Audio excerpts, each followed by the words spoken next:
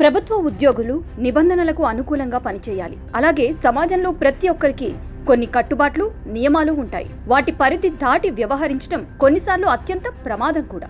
AP సచివాలయ ఉద్యోగ సంఘాల మాజీ నేత వెంకటరామిరెడ్డి వ్యవహరించిన తీరే ఇందుకు ఒక ఉదాహరణ. ప్రభుత్వ ఉద్యోగిగా ప్రజల సొమ్ము జీతం రూపంలో తీసుకుంటూ రాజకీయాలకు అతీతంగా వ్యవహరించాల్సిన ఈ వెంకటరామిరెడ్డి తన కులం కాని కులపోడి భజన చేస్తూ అడ్డంగా దొరికిపోయాడు. దీంతో ప్రభుత్వం శాఖపరమైన చర్యలు తీసుకుంది. ఏకంగా ఉద్యోగం నుంచి డిస్మిస్ చేస్తూ ఉత్తర్వులు జారీ చేసింది. అయితే ఈ వ్యవహారం ఇప్పుడు ఎందుకు చెప్పాల్సి వచ్చిందంటే, ప్రభుత్వం నుంచి జీతం తీసుకున్న ప్రతి ఒక్కరూ కూడా ఉద్యోగులే. కింది స్థాయి బంట్రోతు అయినా సరే, ఐపీఎస్ అధికారైనా సరే, ఆలయంలో అర్చకులైనా సరే, చర్చిలో పాస్టర్ అయినా సరే రూల్స్ దాటి ప్రవర్తించకూడదు. హిందూ శాస్త్రంలో కొన్ని స్పష్టమైన నియమాలున్నాయి. సముద్రాలు దాటి విదేశాలకు వెళ్లిన అర్చకులు ఆలయ గర్భాలయాల్లో పూజలు నిర్వహించటంపై ఏపీ హైకోర్టు సంచలన ఉత్తర్వులు జారీ చేసింది. విదేశాలకు వెళ్లి వచ్చిన అర్చకులు ఆంధ్రప్రదేశ్ దేవాదాయ శాఖ పరిధిలోని దేవస్థానాల ప్రధాన గర్భాలయాల్లో పూజా అధికారులు నిర్వహించటానికి వీల్లేదని కోర్టు స్పష్టం చేసింది. ప్రతి అర్చకులు, వేద పండితులు తప్పనిసరిగా సనాతన ధర్మం, ఆగమశాస్త్ర నిబంధనలు పాటించాలని కూడా హైకోర్టు స్పష్టం చేసింది. అయితే తాజాగా కొందరు అర్చకులు 2 రోజుల క్రితం చేసిన ఓవర్ యాక్షన్ ఇప్పుడు పెద్ద ఎత్తున విమర్శలకు దారితీస్తోంది. హిందూ ధర్మం పట్ల ఏమాత్రం విశ్వాసం లేని వ్యక్తి, అసలు హిందూ దేవుళ్లకు కనీస గుర్తింపు లేని కుటుంబం ఏది అంటే అది వైఎస్ కుటుంబం అని టక్కున జవాబు చెప్తారు. ముఖ్యమంత్రులుగా వ్యవహరించిన వైఎస్ తండ్రి కొడుకులు కోట్లాది హిందువులు భక్తితో కొలిచే తిరుమల శ్రీ వెంకటేశ్వర స్వామి ఆలయానికి కనీసం ఒక్కసారి కూడా సతీ సమేతంగా వెళ్లలేదు. ఏకంగా తిరుమల ఆలయంలో రంగనాయక మండపంలో వేద ఆశీర్వచనం అనంతరం జగన్ రక్షక అంటూ ఆయన సొంత పిన్ని వైవి సుబ్బారెడ్డి సతీమణి నినాదాలు చేశారంటే దేవుళ్ల పట్ల వారికున్న నమ్మకం ఏమిటో ఇట్టే అర్థమవుతుంది. హిందువుల ఓట్ల కోసమే సరిగ్గా ఎన్నికలకు 4 నెలల ముందు సంక్రాంతి పండుగకు తాడేపల్లి ప్యాలెస్లో తిరుమల తరహా ఆలయ సెట్ వేశారంటే వారు ఎలాంటి వాళ్ళు, హిందుత్వం మీద వారికి ఎంత గౌరవం ఉందో అర్థం చేసుకోవచ్చు. ఇక వైఎస్ జగన్మోహన్ రెడ్డి కుటుంబం గురించి ప్రత్యేకంగా చెప్పాల్సిన పని లేదు.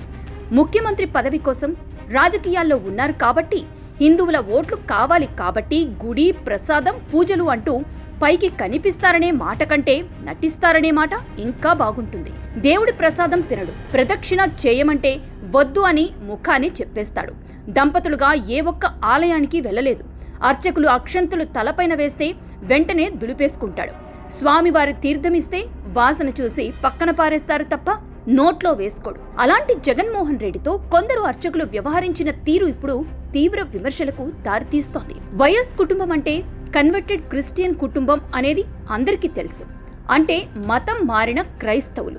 అంటే పుట్టుకతో కాకుండా జీవితంలో తర్వాత క్రైస్తవ మతాన్ని విశ్వాసంతో స్వీకరించిన కుటుంబం. వీరు వ్యక్తిగత కారణాల కోసం మాత్రమే మతం మారినట్లు ఇప్పటికీ చాలా మంది ఆరోపణలు చేస్తున్నారు. వైఎస్ కుటుంబంలోని ప్రతి ఒక్కరూ క్రైస్తవ మతాన్ని అనుసరిస్తారు. కానీ ప్రతి ఒక్కరి పేరులో మాత్రం రెడ్డి అని తప్పనిసరిగా ఉంచుకుంటారు. ఎందుకిలా అంటే హిందువులు రెడ్డి సామాజిక వర్గం ఓట్ల కోసమే అంటారు రాజకీయ విశ్లేషకులు.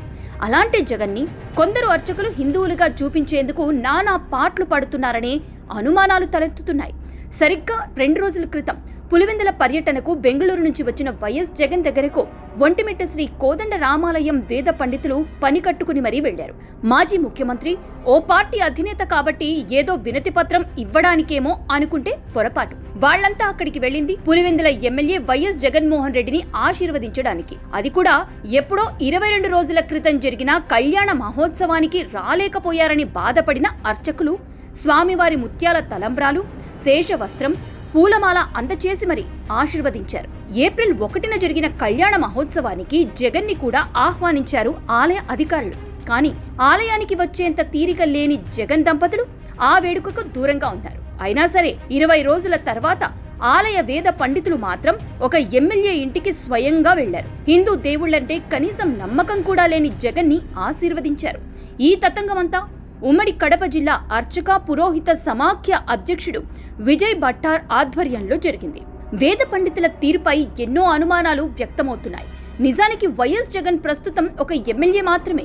వైసీపీ 2024 ఎన్నికల్లో 11 స్థానాలు మాత్రమే గెలవటంతో జగన్కు ప్రతిపక్ష నేతగా స్పీకర్ గుర్తింపు ఇవ్వలేదు.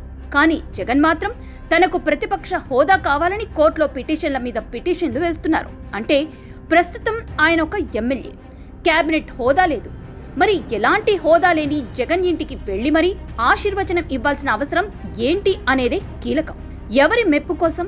జగన్ హిందువు అని ప్రజలపై రుద్దేందుకే ఇలా చేశారా అనే అనుమానాలు కూడా వస్తున్నాయి. పులివెందుల పర్యటనలో జగన్ కి వేద పండితుల ఆశీర్వచనం అంటూ వైసీపీ అధికారిక పత్రిక సాక్షిలో తాటికాయంత అక్షరాలతో రాశారు. ఇక వైసీపీ సోషల్ మీడియాలో కూడా ఫోటో పోస్ట్ చేశారు. అంటే జగన్ హిందువు, జగన్ క్రిస్టియన్ కాదు, జగన్ పైన తప్పుడు ప్రచారం జరుగుతోంది అని ప్రజలకు కళ్ళబొల్లి కబుర్లు చెప్పేందుకేనా ఈ అంశంపైన ప్రభుత్వం దృష్టి పెట్టాలి. వేద పండితులపై దేవాదాయ శాఖ విచారణకు ఆదేశించాలి. ఒక ఎమ్మెల్యేకి 20 రోజుల తర్వాత ఇలా ఎందుకు చేశారో, ఈ కుట్ర వెనుక అసలు సూత్రధారులు ఎవరో బయటకి రావాలి అనేదే ఇప్పుడు హిందూ ధార్మిక సంస్థల నేతలు డిమాండ్ చేస్తున్నారు.